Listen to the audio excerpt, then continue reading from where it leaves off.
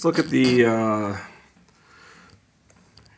if you look on the sheet where I just put on for my Google's, when I'm using Google account, this will show you what I'm trying to say. These are vowels that are kind of silent, which, well, you see most vocabularies, you gotta go by how they sound and how they do. For example, if you look right here, uketske, so it's uketske, that's how they pronounce. So rather than, it does supposed to say uketsuke, but it's actually uketske.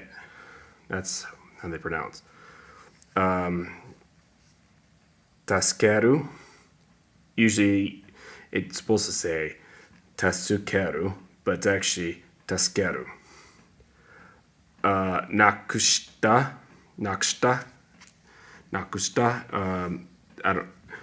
rather it's nakushita, it's actually pronounced nakushta.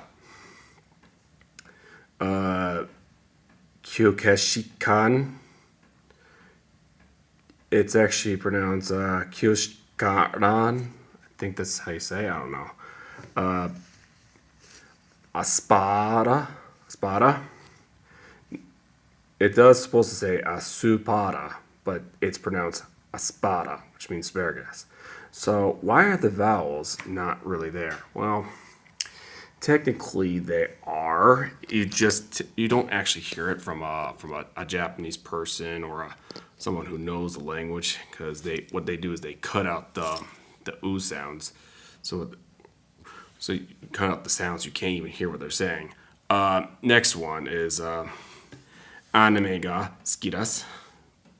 Now, a lot of people like to prefer to say anime ga suki desu, but it's actually pronounced anime ga suki desu. That's how they pronounce it. So why does it sound differently than it goes from here? When you say anime, it's anime ga suki desu. So you don't really hear the oo part. The oo part does not vibrate as much as it needs to. Same thing for Nihongo o hanashimasu. So it's not Nihongo o hanashimasu, it's Nihongo o hanashimasu. So just cut out the oo sound rather than the o, and go from here. There are some e vowels that do the same thing too.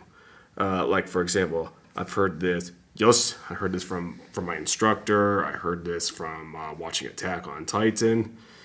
Now, when they say yosh, just say yosh without the e sound, not yoshi. Yoshi is actually, if you say that yoshi, you're saying like a person's name or a video game character from the Super Mario world. So that's how they work. Now, here's a tip. Now, there are some people who like to use the Google.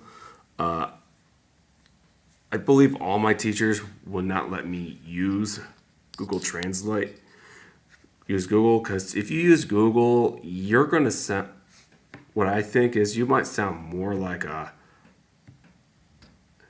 robot than an actual native speaker. So you rather want to sound like a native speaker rather than a robot, because they don't really pronounce the words like you're supposed to. And there's a YouTube video underneath there, so that'll give you more. It's from Japanese Pod 101. It's a YouTube channel. It's called From Ask a Teacher, so go from there.